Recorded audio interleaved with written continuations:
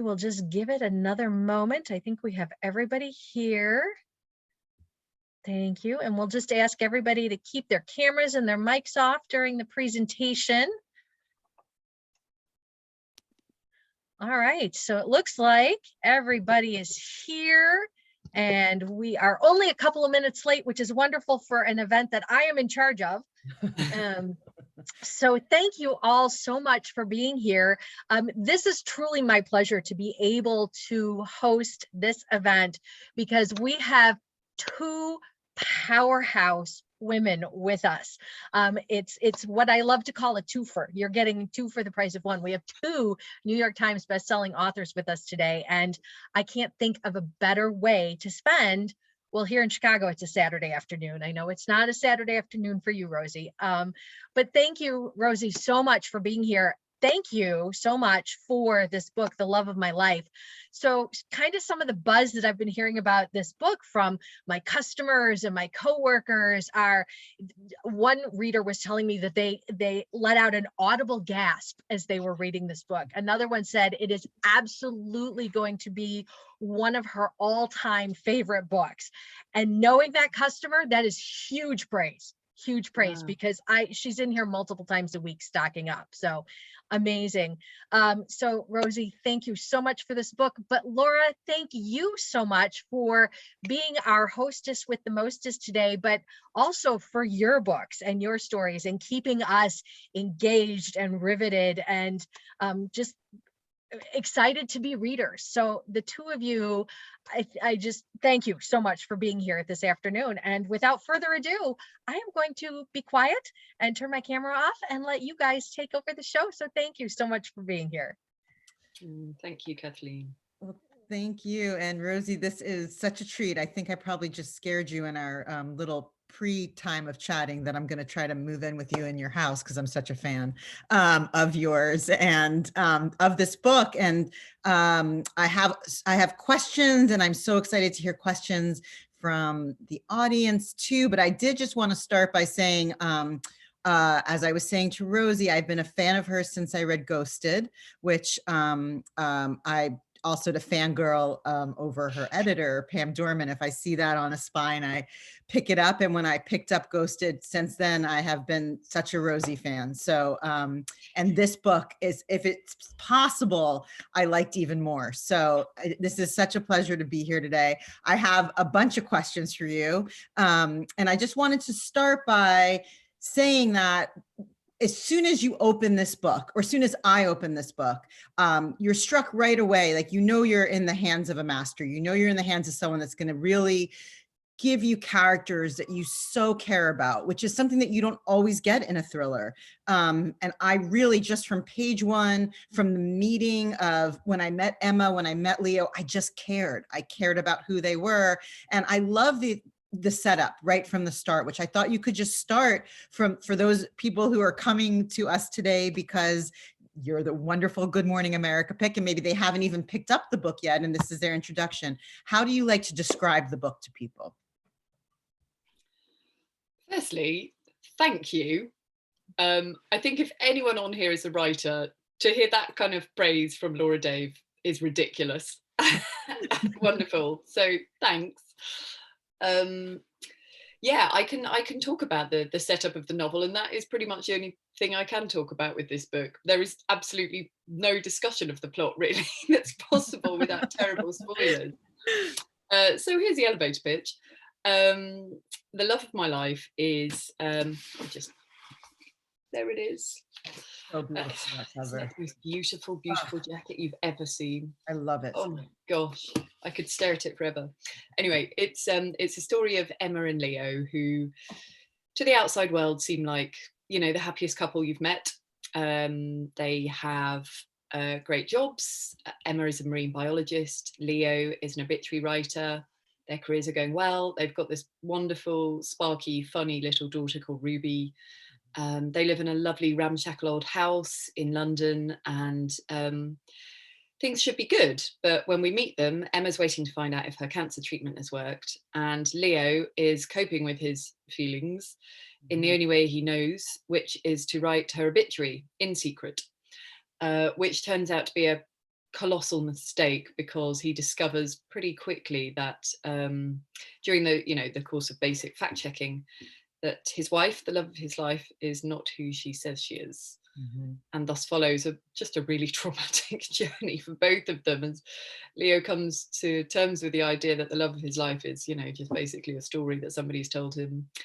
And Emma's forced to confront a past so awful that she spent her entire adult life trying to bury it. So that's a great synopsis. Okay, good. And I have two questions about that, and then I want to sort of back into how you came up with this idea in the first place. But you just mentioned that Leo is an obit writer, which I thought was such an interesting sort of character introduction, because obviously, we're all sort of consumed with what people would think about us or say about us, after we're gone. And the idea that, he's coming into the knowledge of who his wife is because of his job and because of, I'm not even going to ruin anything on page 5, but what the little thing that happens there. But I was wondering, and maybe this does just go back to, how did you come up with the idea for the story? Did it start with Leo? What did it start with for you? Yeah, this is a good one for me, this book, because I can pinpoint exactly when that happened. And it was at a really awkward dinner party. My partner and I had just moved to a new city, and we were having dinner with this couple who we sort of, I think, we hoped that we could be friends. Yes. And let me tell you, the conversation was not flowing until one of them started talking about an obituary that he was writing. And my interest was immediately piqued. And I think, there is a part of every writer's brain that lights up when they hear something that just might be the seed of an idea. And my brain lit up when I heard him talking about this, because I was immediately entranced by, did this guy whose obituary he was writing know that he was writing about him? Was every time he called him or emailed him, did he say, look, obviously you're going to die soon? And was the guy who he was writing about, was he trying to sort of steer, the obit? Anyway, I was sort of thinking about, the idea of the stories we tell about ourselves and the agency that we have over, how we're perceived both in life and in death. And my brain was just ticking. And I just basically checked out the conversation, got my phone out and wrote a note, or maybe an email to myself, which just said, obituary writer starts researching someone's life, discovers they're not who they say they are. And probably a few months, maybe a year later, after loads and loads of research about obit writers, that became obituary writer starts researching his wife's life and discovers that she's not who she says she is. And as soon as I had that, I was off. That's so interesting, because I think it is that you can feel the personal there. It's like, that is how he would cope, like that, we all cope in different ways, but that's so fascinating that you started, because it feels like I was guessing or thinking it might have started with Leo, with the obit writer in some way, because it feels so important to the journey of what comes next. And I think that's one of the reasons that they as a couple feel so authentic in the book, because it starts from that authentic questioning that we often have, that he had. Which brings me to, and I have so many questions about your writing process in general, which I'm going to get to. I made a list of about 18 questions, so let's do them. We'll do a quick fire round. I will get to all of them. But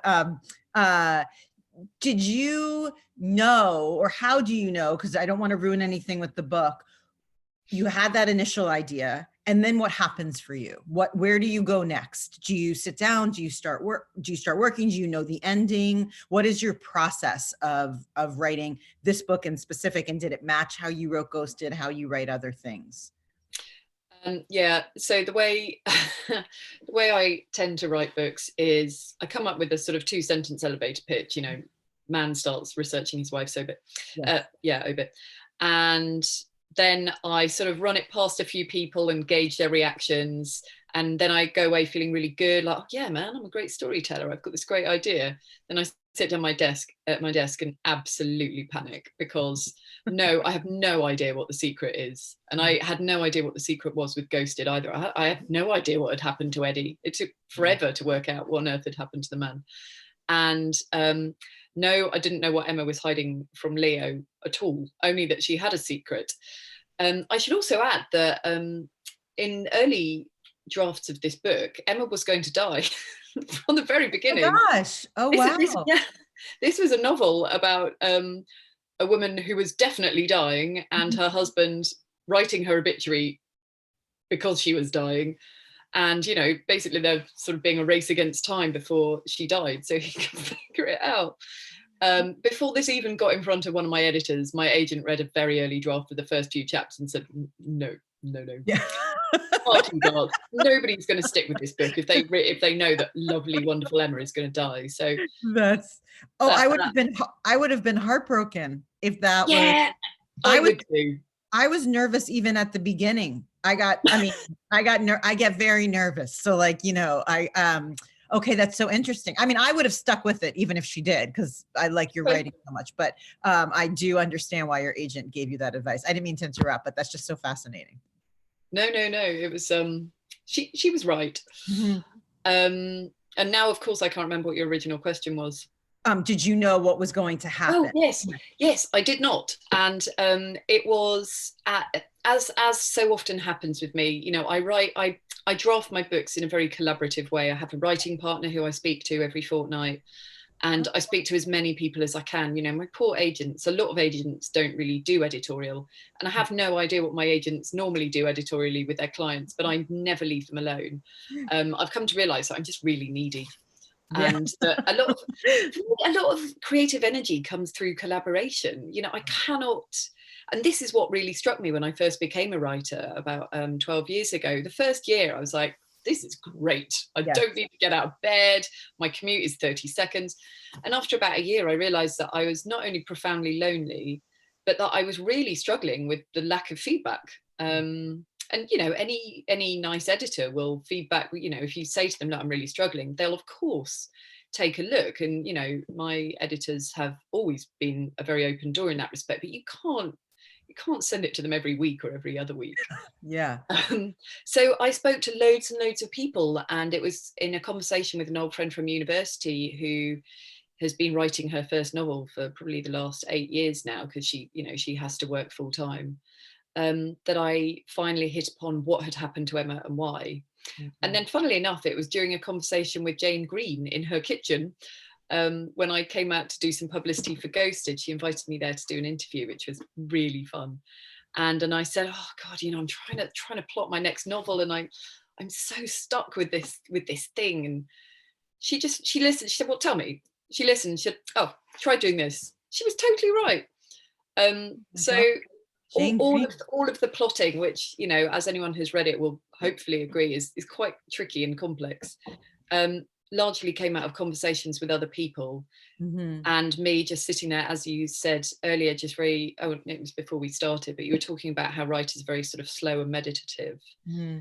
And a lot of it is just me sitting there with a notebook quietly and following people around, following obit writers around, because I'm not just there for the detail and the sort of, you know, the facts about what that's like. I generally find that if I do extensive immersive research, then storylines just tend to occur to me when I'm there in situ.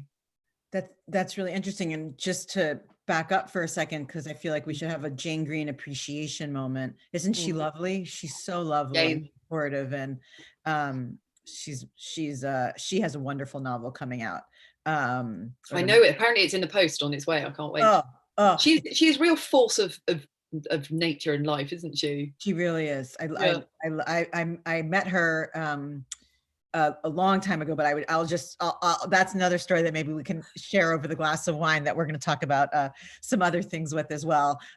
Like that's how social media is destroying society. But for this chat, I'll just say that I love that came to be in her kitchen. And something when you were talking about that, you were just talking about while you were answering, struck me, the idea of how lonely writing can be. And you were also raising 2 young children. Yes. 5, did you say 4.5 and 1.5? Nearly 5 and nearly 2. And how does that impact your writing? Oh my God. I mean, it's, I was saying the other day, there was this whole page on my website about how the boundaried way in which I used to write, and how I used the Pomodoro technique, and I would always go for a walk in the middle of the writing day, and I would only write between these hours. And now it's just chaos. It's just, if there's a minute, I'll take it. And generally when I sit down to write for that 1 minute that I have, it's my brain is not in accord with my plans at all. I don't know how to do it with kids, unless, I mean, if they were in childcare all of the time, then that's, I guess it would be easier, but it just doesn't feel optional for me. And we all parent differently, so I'm sure if either of my editors watch this, I'll be like, oh, I wish she had her child in childcare all the time. But I just can't. I can't. The levels of mum guilt for me are high enough anyway. Yep. I'm built exactly the same, so I totally understand. Okay, good. That. Yeah. And have you found any good solutions? Because I have not. So the only solution I have found is getting up at 5 a.m. very early before the house is awake, and it makes me very unhappy. So I need a different solution. But I think that, I think it's complicated. And I also think it enriches, again, and I don't want to say anything because I don't want to ruin anything, but I wonder, the reason I was also asking about the having of children is this feels to me very primally a story that would only be written by someone who has children because of some of the things that happen in the book. And I feel like that's infusing your writing in a really great, authentic way. So I always think about that when I am trying to find, I was like you, I had the hours and the things, and now it's like, if I turn my computer around, you'd be terrified. I mean, already this is terrifying. Like, it's a terrifying situation. So, but then I think, oh, but he's also, in addition to making my life so much better, I think the children make your work so much better. They infuse something, so I tell myself that at 5:08 a.m. But which leads me to something else, which is, when you sat down to write this, I mean, I think this idea, it's obviously very interesting to both of us, this idea of, do you know the people you love, and how can you know the people you love? And I was interested, when you were working on this, is this an aspect of relationships you've always wanted to explore? Because in some ways Ghosted plumbs this question as well. How do we know the people closest to us? The honest answer is it's a sort of happy accident that it's, this sort of this little niche that I seem to have carved for myself as a writer, and it's one for which, in which I think I'm going to be endlessly fascinated, and I'm asked often about how I've come to write in this sort of confluence of genres, and again, it's by accident. When I came up with the idea for Ghosted, which is when this sort of investigation, this sort of combination of love stories and thrillers, which I seem to be doing, started, I was planning to write that as a really sort of commercial women's fiction romantic novel, and when I started writing it, what came out was something entirely different. And it was only during the writing, and I'm sure you find the same, that so much comes out. I'm always fascinated when I hear authors talking about the themes that they wanted to explore, and I'm like, gosh, I just want to write a great story. Yes. And all of the other stuff comes out of that. So it's, so much of it was not intentional at all.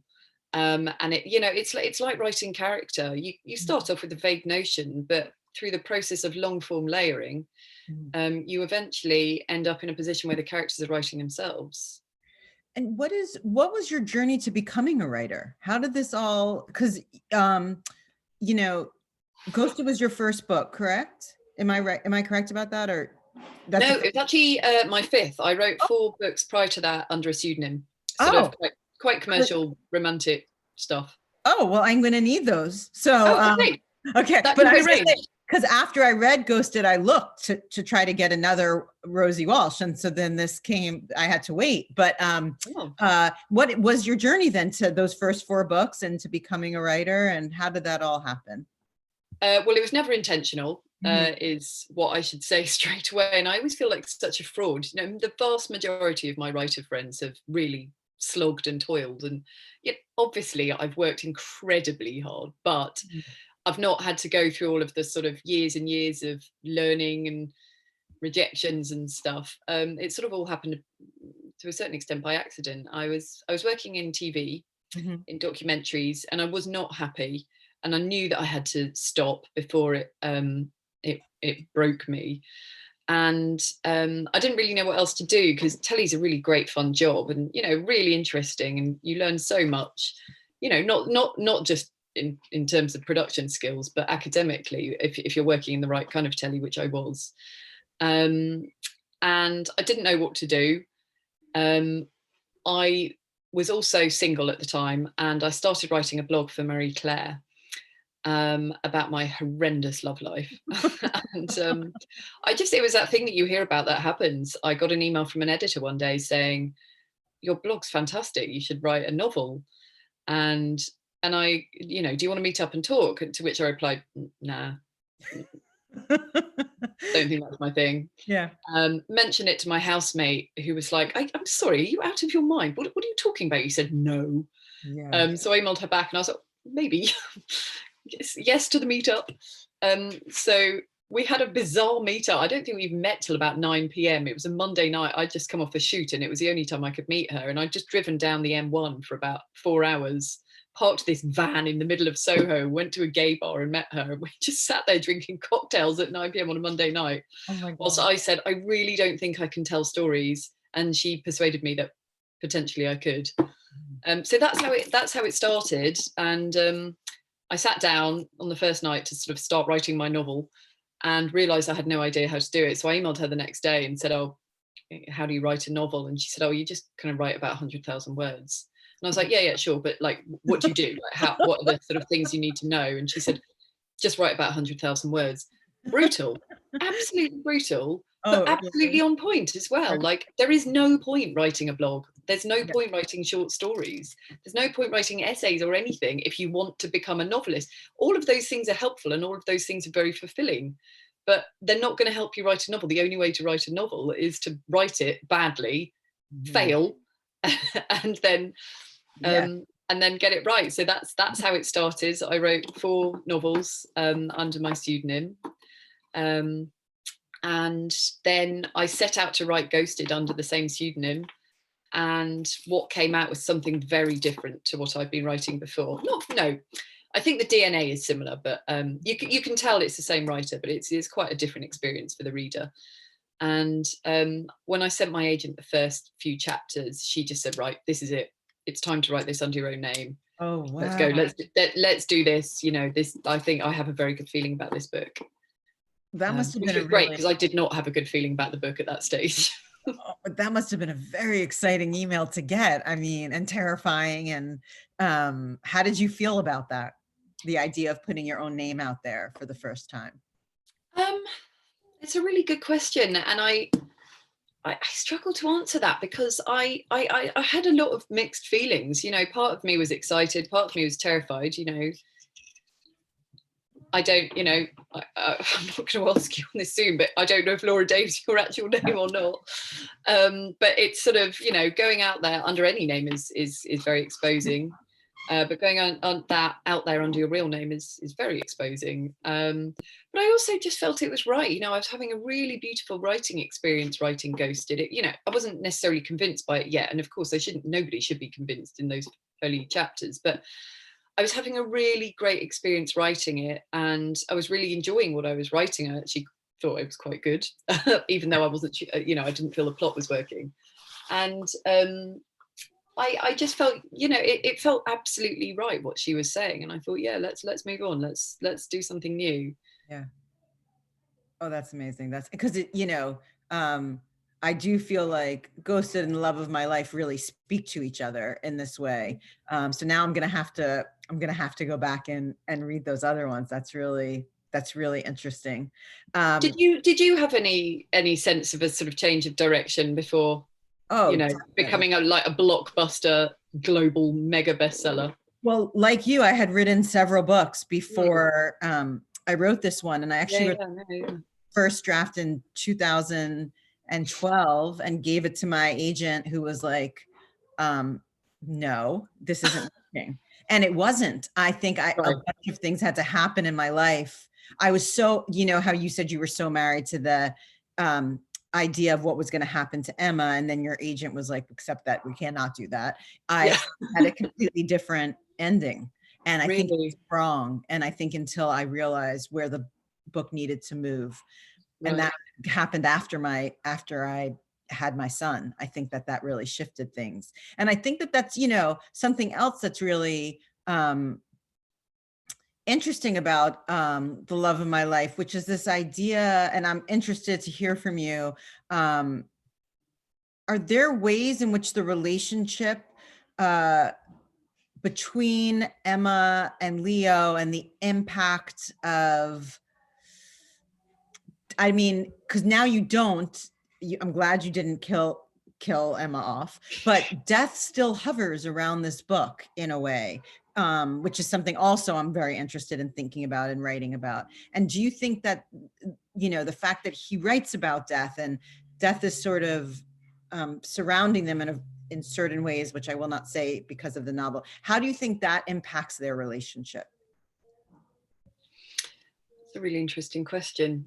I mean, as you say, death is everywhere, and it was going to be, you know, even more ubiquitous than it is. Yes. And I did loads and loads, because of the, you know, how the plot was originally going to be with Emma dying. I did loads and loads of research about end of life and about death itself, but actually it was the end of life that I found really fascinating. And I interviewed death doulas, and I went to death cafes. I went to so many events and sort of meetings and all kinds of things, which I'm really glad that I did, even though that storyline didn't survive, because it's really changed the way I think about end of life and dying.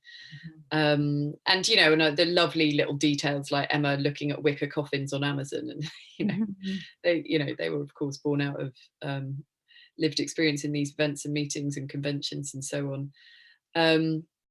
But as you know, as with the things we were discussing before, a lot of this just sort of how the way in which death plays into Emma and Leo's characters and their relationship and the plot in general, it sort of happened quite organically without me needing to kind of sit there and be clever. I don't know if you find the same. It's often you get to the end, you're like, oh great, well that's all just fitted in. But it isn't just that, you know. I'm slightly doing myself down there. I think because when I first met Emma, she was dying. I was able to access her internal life a lot more quickly than I would have done if she wasn't dying, which of course she's now not in the finished novel. And because Leo was about to lose this woman who he loved so desperately, again, I was able to sort of get inside his heart a lot more quickly. And so Emma, you know, for me, as I said earlier, character is a very long form process of layering, but Emma and Leo came quite quickly. And I think that's because, you know, everything about the way that I created them initially was shaped around death. You know, that's so interesting. It's so interesting to think about your research process, because it does sound like, do you think that's a result of the fact that you used to work in documentaries? It sounds like you do so much research for your books, which you can feel that it feels more lived in. You know, I always think about that if you're writing about a dentist and you don't spend time with a dentist, you're going to write about cavities. You know, that's what we think about.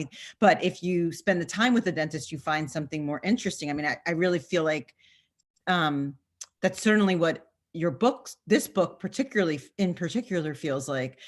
What is your research process? Do you think it's born out of documentaries? Do you research while you're working? How does that work for you? I think my research process probably drives my editors mad, because it's really extensive and it takes up a lot of time. Yeah. So just for context, I was contracted initially in the UK to write the love of my life in a year, and it took me 4. So that was a very late delivery, and you know, there were a lot of reasons for that, and actually most of them were having 2 children in that time, and you know, the pandemic, and I also got very ill myself a couple of times, and you know, and also as you know, like unexpectedly having a best-selling novel on your hands, it's a very time-consuming business. You end up having to do loads of stuff that you wouldn't otherwise be doing, but a lot, you know, to a great extent, the time that it took was because I spent so much time researching, and for me, that's got to be immersive. And nobody's ever asked me if that's born out of my experience as a documentary maker, but I think you're right. I think it probably has to be, because, you know, you can sit down as a documentary maker and tell a decent story with talking head interviews and archive footage. But if you can find any way of getting into these worlds that you're talking about, any way, any actuality you can film whatsoever, then you get it. No matter how hard it is to get access to it, then you get it. Even if it's just a few second cutaways, like it's always worth it. So probably, yes, that's where it's come from, and I've never thought about it, so thank you.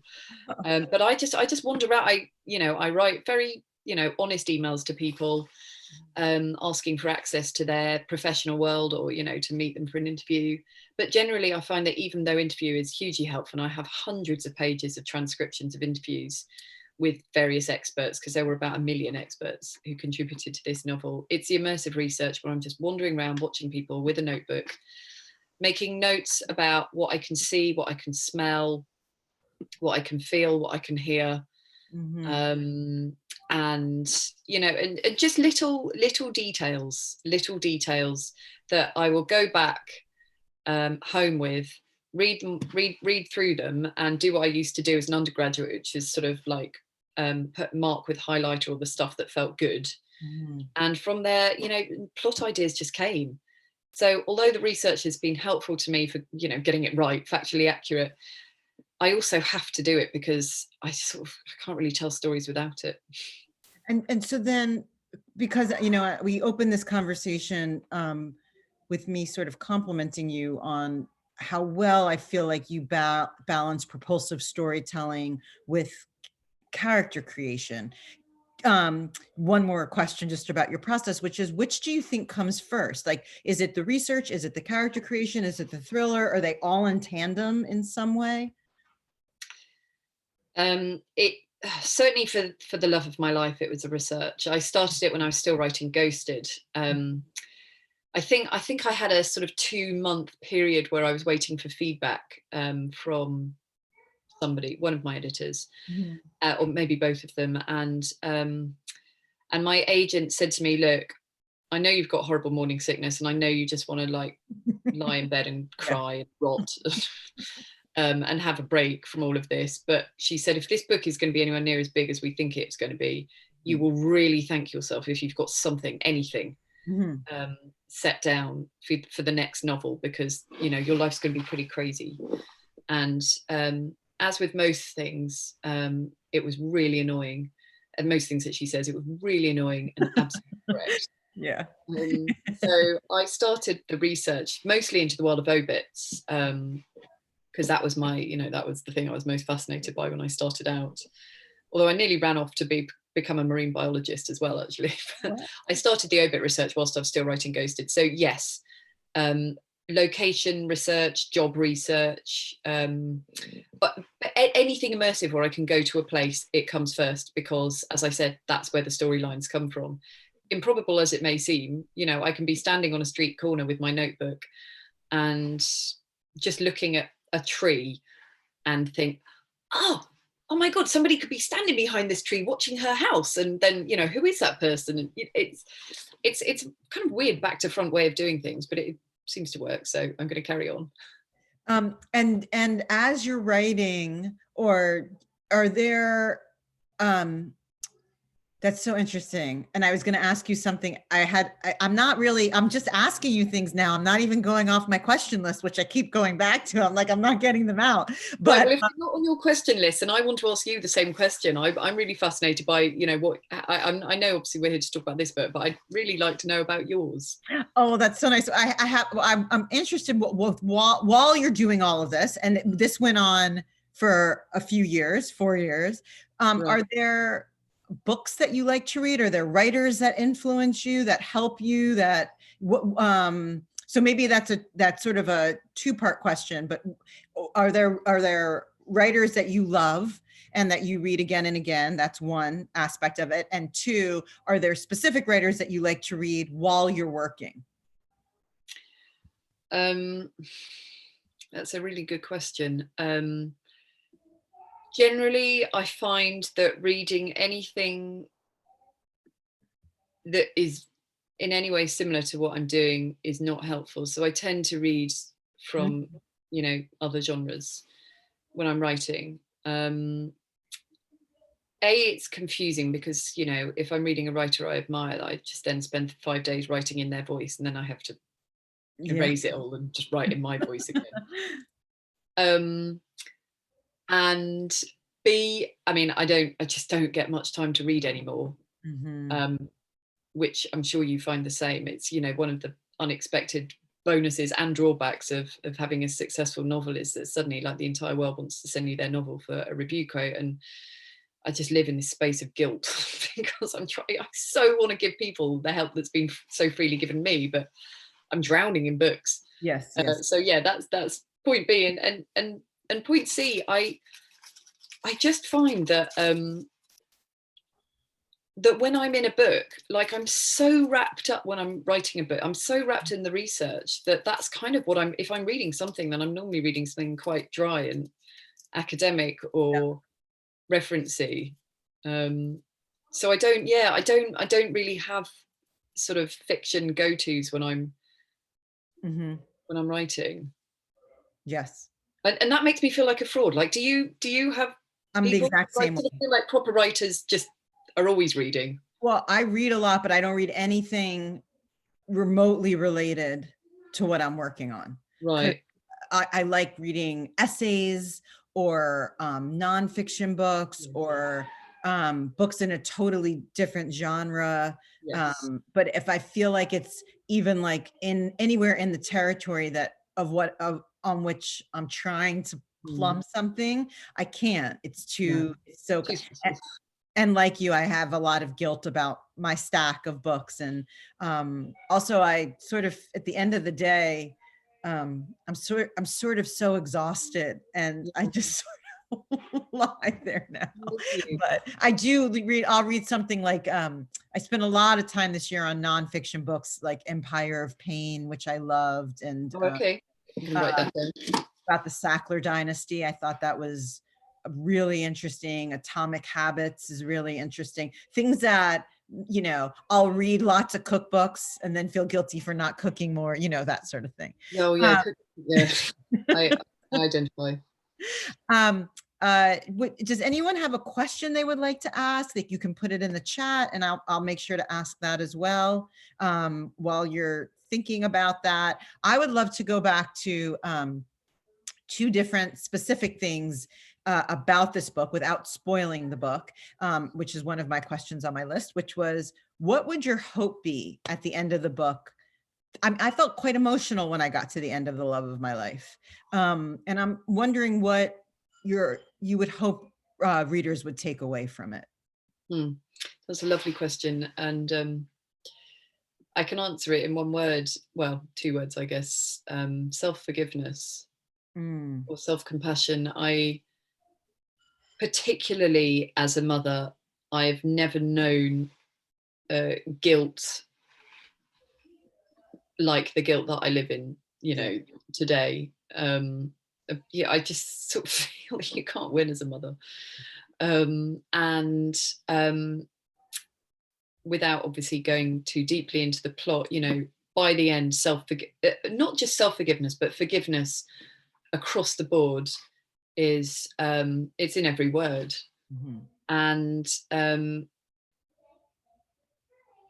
when I was writing it, I was, I was in some of the darkest places of my life more than once. And I would love to say that the novel helped me sort of just learn to love and forgive myself in the way that the characters in The Love of My Life do.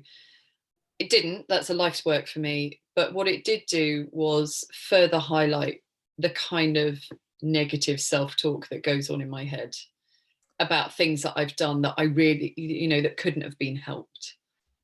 And when I sort of really hope that, you know, in book clubs, readers will be sort of really pulling apart the moral dilemmas that are in the book.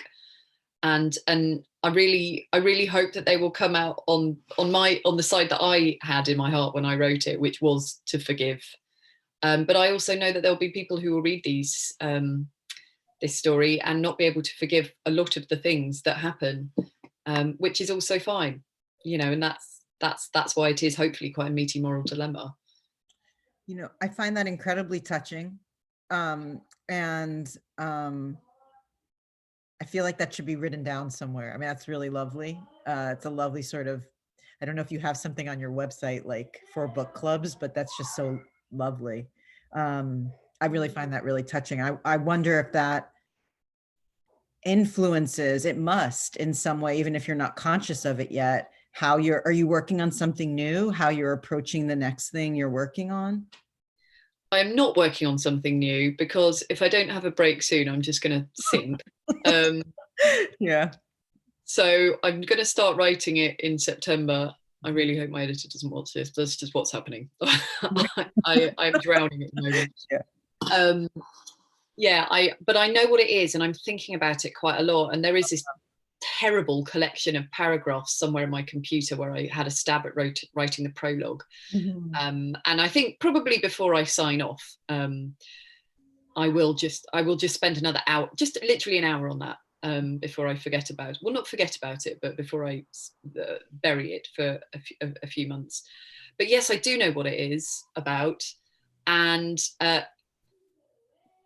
oh my God, my editor is here. You heard that? Oh, I don't know if she was on when I fangirled over her. Hi, Pam. Oh man.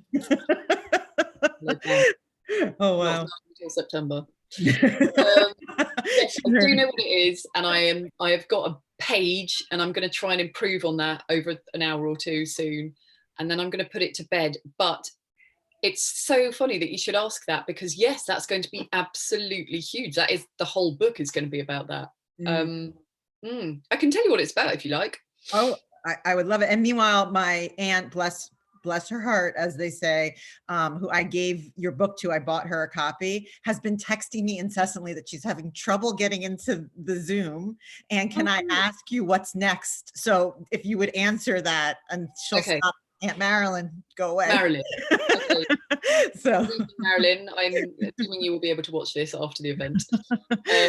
Yes, so the next book is, at the beginning, we meet a young couple, sort of probably 20-ish, and they're on an island in Thailand, I think Thailand.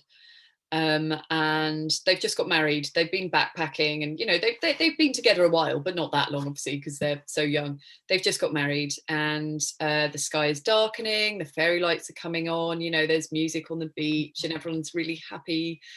And you know, out to sea, the squid boats have just turned their lights on. It's a really lovely moment until the beach is suddenly strobed with white and blue light, and the police have turned up. A whole convoy of police cars turn up, and they arrest the husband, the young man, and they take him away. And she spends the next few months trying to, you know, find out what's happening and to help free him, and she can't. He's jailed for life. And she never sees him again until at the after the prologue, which is where this happens. 20 years later, married and with children, he turns up at her door. Oh my God. And I have a vague idea of what has happened. Vague. I'm not committing to it yet. But if it is what I think it is, then so much of this novel is going to be about forgiveness, self-forgiveness. But it's going to be a thumping great mystery. Oh, I mean, currently to me too. That sounds fabulous. I hope I get an early read again. Laura Dave thinks it's fabulous. I did not expect that when they were on the beach in the white and blue lights. I'm like, what's happening? Are aliens coming? What's happening? And then it's oh my God, that sounds. Write an alien book. That's amazing. I have some, now that I see I have a chat, which was my job, and I got to look at the chat here. Loved hearing our processes. Do you ever wish you could change a major part of your book after it was published, or are you usually content? That's a question for both of us. That is a brilliant question. You go first. I Yeah. look back, it's very hard for me. When I was in my early 30s, I heard Michael Chabon in the New Yorker Festival. He was speaking like on a stage with Stephen King. And at this event, he said, I'm going to quote him badly, but the idea was the thing he loved the most that he read, that he had written, he had left on a bus. And then he said, I've never actually been on a bus. But the idea is that until it's in the world, it's your favorite thing. And then once it's in the world, it's so hard because you look at it and you want to change things and you want to go back in and you think and feel differently. I certainly really relate to that. There are all sorts of things that I look at and I think I would like to extrapolate on that or spend more time in that skin, or I would think about this a little bit differently. I especially one book in particular I feel that way about the most. So that's my answer. How about you? I mean, the truth is I've never read any of my books after publication. Mm-hmm. Normally because immediately after publication, and I'm sure you'll relate to this, it's only recently left my desk for the final time, and I don't ever want to see the thing again. I really do relate to that. Yeah, I'm so over it by that point. I can't actually see the words. Like I'm just completely immune to the whole thing. And then after that point, I will occasionally pick the books up and sort of open them at random, check out prose or the dialogue and see if it's any good. And as soon as I find something that's not, I'm just like, right, shut, goodbye, can't deal with it. So whilst I don't have any sort of regrets about the overarching elements, I get so bogged down in just the minutiae of the wording or the grammar or something that I actually can't read them. It's such an interesting question, and I might force myself to read Ghosted soon because it's been quite a while since that left my desk. I think you'll be happy if you make yourself pick it up. Also, I can't believe we've gotten through this whole talk, and I forgot to mention, I think we share an agent now in Sylvie Rabinow. Yes, at WME. No, isn't she your film agent, or she might work with you? Yes. Sorry, yes. Sorry. I didn't, but because I've not spoken to her myself. Yes, I wait till you do. She's the dreamy person. We're very close friends, and she had seen my name on your book and she called me about it recently, and I meant to tell, she knew we were talking today, so I wanted to say hi. I know you guys are gonna you'll speak soon, but she's amazing. Oh, I hope so. Keeping all fingers crossed. She's very lovely. So that I meant to say to you, I didn't want to forget that that you guys are going to love each other. And someone asked, can you tell us what your pseudonym is? Lucy Robinson. Lucy Robinson. That's good for me to know as well. Okay. Oh, and this is a question from Pam for me. Can you tell me how I pivoted to writing a thriller after several different novels, and what's next? I love thrillers, and I really wanted to write a thriller that did two things. One that would subsumed. I saw years ago an interview and in which Gloria Steinem was quoted as saying how important it was for women to watch other women become the hero of their lives. And I watched that interview all the way back in 2003. And basically I knew that I wanted to tell a story in which, in a very heightened way, I think often in very quiet ways, we become the hero of our own lives. Every day, in different ways, we become the hero of our own lives. But I wanted to do it in a louder way, turning the volume up. And so that's sort of what moved me into the thriller genre. And then it was a matter of realizing and finding the story I wanted to sort of tell that was moving in that direction. And then my next book is also a domestic thriller in the same vein. And I will say that, Rosie, if it makes you feel aligned or not alone in it. I consider working thinking right now. I'm doing a lot of thinking about it as opposed to writing about it. So if my editor comes at me and is upset, I'm going to be like, well, Rosie is also in a thinking phase. So that's what's happening right now for everybody. But I've been it takes place in coastal California, not too far from where I live, about 2 hours up the coast, which is a wonderful excuse. We've been driving up to the coast, up to Santa Barbara and Cambria and Big Sur, where the book sort of lives, almost every other weekend, to sort of live in that space and just think about it. So that's what's next for me. Oh, I'm hugely excited. There's a lot of people on here saying they can't wait to read your next book, me included. Could you tell us one time what the pseudonym is? Sorry, Lucy. Oh, sure. It's Lucy Robinson. Okay. I think my books are available in the States just as ebooks. That was I said that in a way like I was asking for someone, but I was asking for me, so I wrote it down. Oh. Is there anything else you would like to share about what's next? Where are you coming? So you're the GMA book pick. I have to ask about this before we say goodbye today, which is, how did you find out and how has it been feeling? So I knew that I was in the running. Obviously I didn't think it would happen, because you don't. We were sort of in the middle of moving house. I think I thought actually when it happened we'd just moved, but we haven't, because we only moved 4 weeks ago or something.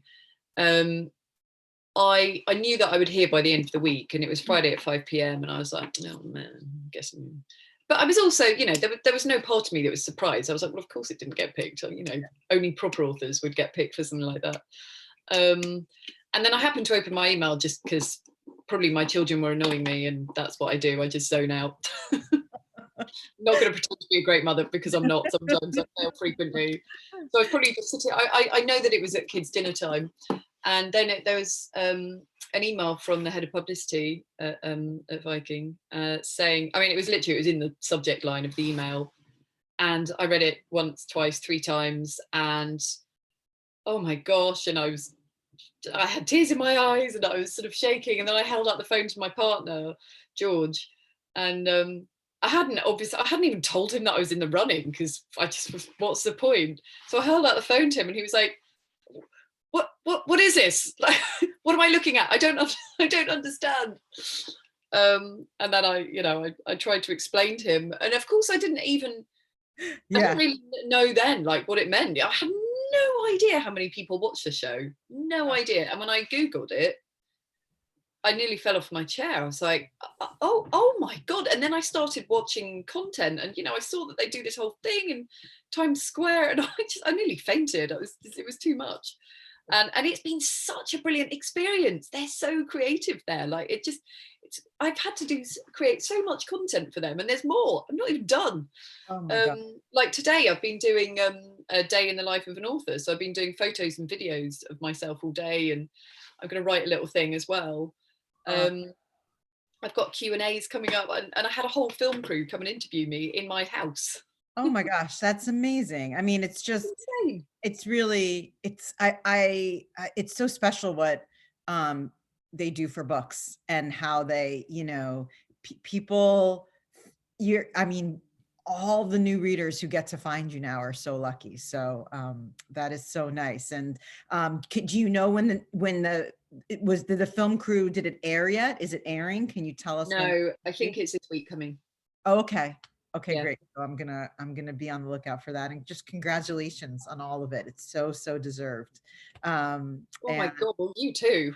And this has been such a pleasure. Did I miss anyone in the chat? I think we answered all the questions, and it's about 8:57 your time now. Someone just came back on. Okay. Yep. Well, I didn't want to interrupt. I thought, I would pop back in, but thank you both, Rosie, and thank you both, Laura. I don't know about you guys watching, but there were 2 very distinct moments that my chin hit the table.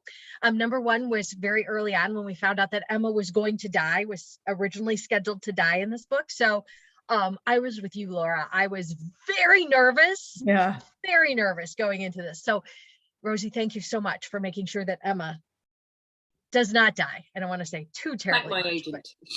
and your agent. Okay, yes, thank you. And I know that we are here celebrating the love of my life, but the new book that you're working on, yeah, I'm gonna need that like tomorrow. I don't have anything slated to read tomorrow, so is that okay? Like, I mean, I can send you the one page that I've got. It's pretty awful. it's fine. I'll take it. Okay, I'll sure. take it. Yeah, exactly. But both of you, Rosie, thank you so much for the love of my life, and Laura, thank you so much for the last thing he told me, for everything that you've written. I think that one of the big themes that came out of this discussion, and this really just kind of nails why both of you are really authors that we love to put in the hands of our readers here at the store, because you come at these stories very organically. Laura, I think you even said they feel lived in.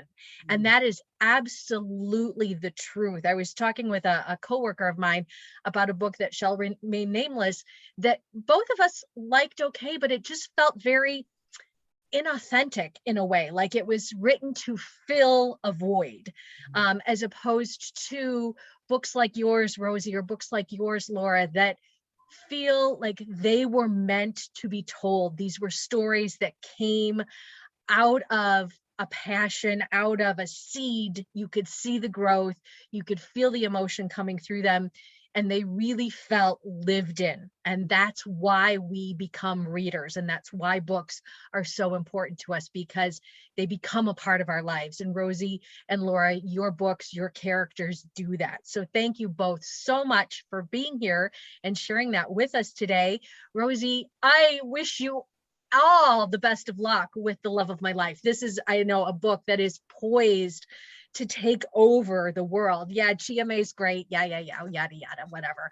But, it is just the beginning of the wonderful future that this book has. And Laura, you are an amazing author as well, and your books have just been so much fun for us here to put in readers' hands. So ladies, thank you so much. This was just a lovely afternoon, and I can't wait to continue to turn readers on to your works, and I can't wait to see what you both have for us in the future. So thank you very much for being here. Thank you. Oh, Kathleen, thank you. Thank you so much. It has been a lovely hour. And Laura, I can't thank you enough. I'm your biggest fan. It's completely insane that we should be sitting here spending an hour talking about my book rather than the last thing he told me, but I'll take it. Thank you. I'm not doing anything next Saturday. We could all just get together and just talk about Laura's books next Saturday if you want. God, can we? Now that you know what a mega fan I am, can I have an early copy of the new one? And I think Kathleen wants one too. What do you think? Yes, and I want one of yours. So okay. We'll just have a little club. Okay. Yes, to all of the above. Okay. Yeah. All right. Well, thank you everybody for coming. Again, Rosie, thank you. Laura, thank you so much for everything. And Pamela, I do want to say thank you for helping make sure that The Love of My Life sees the light of day. This has just been such a wonderful, wonderful afternoon and wonderful books. And thank you guys. Okay, I'm going to stop fangirling. So thanks everybody. Thank you. Bye. Bye.